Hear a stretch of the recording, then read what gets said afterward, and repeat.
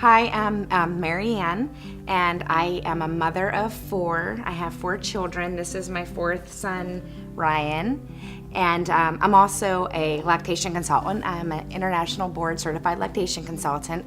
So I've been talking about breastfeeding almost my whole career. For the past 12 years, I've been counseling women on breastfeeding issues and complications, and I never knew that my children would be tongue-tied as I was counseling these women. So I had James, and I knew there was something wrong in the hospital. Like, I just knew something wasn't working right. He was clicking, he was slipping off the breast. My other 3 children were champs. They just took to the breast really well. So I was blessed that those just worked so well. And I asked the pediatrician when he came into the doctor, to see Ryan, and I said, can you check his tongue? So he checked it, and he said he might have a tongue tie, but go to your pediatrician. So that's when I came here, and you looked, and sure enough, it was a pretty severe tongue tie. So my husband and I talked about it, and we knew for sure we would want to have it clipped. And so we talked about it, and it took us, just a day to get in to have the procedure done. So he was 2 weeks old when he had it clipped, and right now he's 7 weeks old. So it's been 5 weeks now since he's had it clipped. And he did really well. It was mentally, it was challenging getting ready to have your little baby boy go through a procedure, and the way he gets held down. And I remember just going into the restroom and praying because I didn't want to hear him cry. So I remember praying that he'd be okay, and you came out and he was just doing so well. I don't even think he was crying. And that same day I put him on my breast, and he started latching on without the clicking noise or without slipping off.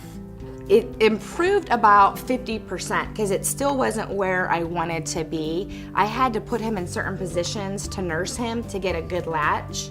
And it took, he's 5 weeks now. It probably took at least 3 or 4 weeks before I could just breastfeed him in any position. So now he's breastfeeding like a champ. Every once in a while we have to readjust and reposition, but the breastfeeding is going phenomenal. Being not able to breastfeed would have been just really, for me personally, would have been horrible. I remember after I had my 3rd child, she was a girl, being in the hospital. I wasn't allowed to breastfeed her for the first day because they gave me some medications that contraindicated breastfeeding.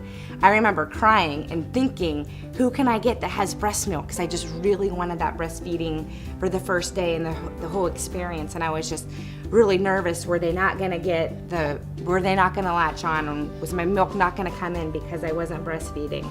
And it's just really emotional for a mom. When she wants to breastfeed, it's just really hard to not be able to do something, to not be able to give her child the best nutrition. So I remember that with my daughter, but with him, I was really concerned about him not getting enough nutrients, him not growing well those first couple weeks. I know it's really important as a lactation consultant that they have, the first month is when you build up your milk supply. And if he wasn't latching on right, I wasn't gonna build up the milk supply. So that instilled some fear in me. Even as a lactation consultant, I knew I should pump a little bit to get my milk supply up. But I still always, in the back of my mind, I had a fear. What if this doesn't work out? What if he's not gonna latch on? What if we're gonna struggle? And so after I had the procedure done, I don't think about that at all. So no fears. Any advice I would give to anyone would definitely be to seek help from a professional or someone that has breastfeeding experience. If I didn't know about breastfeeding, if I didn't successfully breastfeed 3 other children, or if I didn't have the background I had, I think I could have quit. I would have been really hard on myself. I would have been emotional. I probably would have cried a lot, and I would have quit.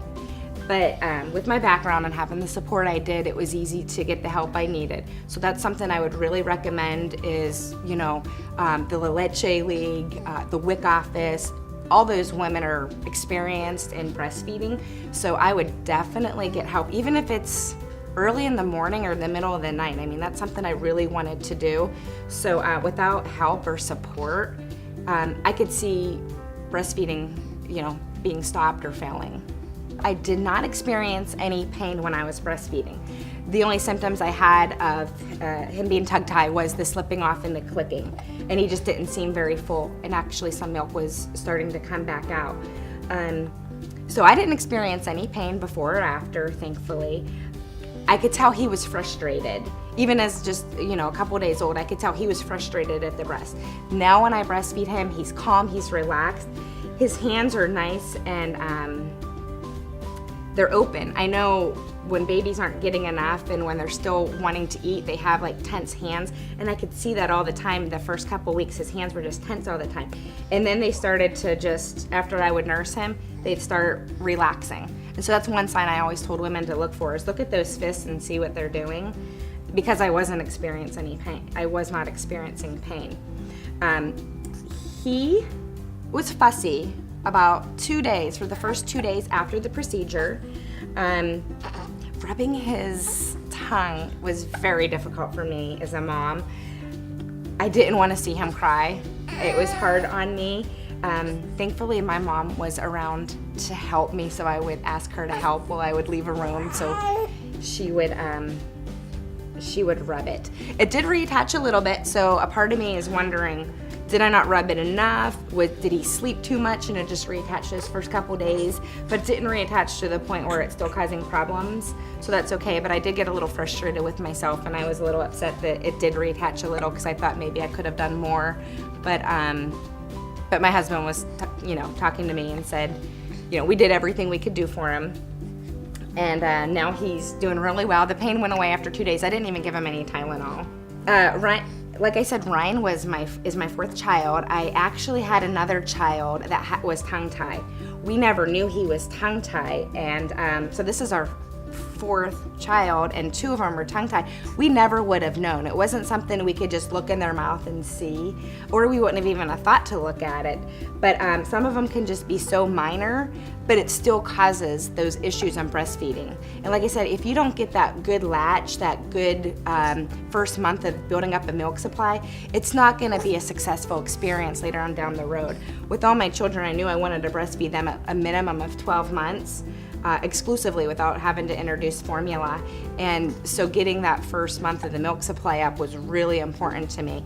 I had the pediatrician look at his mouth. It didn't really look, this was in the hospital, it didn't look like a tongue tie, but I just could tell from the symptoms of him continuing to slip off the breast and not be satisfied that there was something going on. So we kept investigating. Not everyone has a tongue tie that has breastfeeding problems, but it's becoming more common for a lactation consultant to first go in and swipe with their pinky and just feel the bottom of the tongue. And it's becoming more common that babies are being found to have these tongue ties. And it makes me wonder if that's why women, generations ago, not breastfeed. This is my son, James. James is now 3 years old. He'll be 4 in 3 weeks. He's my second child out of 4. On his, 3-year well check, we brought him in, and I remember Dr. A saying, "Do you understand what he's saying when he speaks?" And I said, "You know what, as a matter of fact, I do not understand what he's saying." But I thought it was because he had an older brother. His brother's 1 year older than him, and he did all of his translating. So I never really put much thought into it. And Dr. A said, "Well, he's tongue-tied." And I was shocked. I was really shocked because I nursed him for 17 months. He had no problems. I successfully breastfed my first child, and then when it came time to breastfeed him, I just didn't have any problems. He latched on. He did really well. So I was just really shocked he was tongue-tied. So knowing that, I was talking to my husband, and we thought, well, what should we do about it? We can't understand what he was saying. And then I remember the day he was asking me a question, and he asked me the same thing probably about 20 times, and then he started crying because I did not understand what he was asking me. And that's when I knew we needed to do something about his speech. So that's when we decided to get the tongue tie. It was a huge decision because he was over 3 years old. I didn't really know any children to have it clipped that late, because usually it's a breastfeeding. If he had problems breastfeeding, we would have caught it a lot earlier, but he breastfed well. So it was really hard because I knew it was going to be traumatic for him. But my husband wanted to do it. We wanted to make sure his speech was well. So we brought him in, and I made my husband come because he's the strong one, and they're buddies.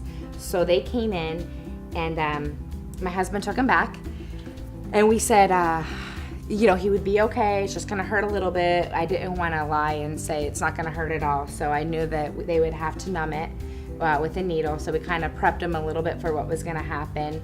And he did great. He came out, I don't remember the tears because now I'm just so happy that we had it done. Honestly, if he was crying when he came back, I don't remember.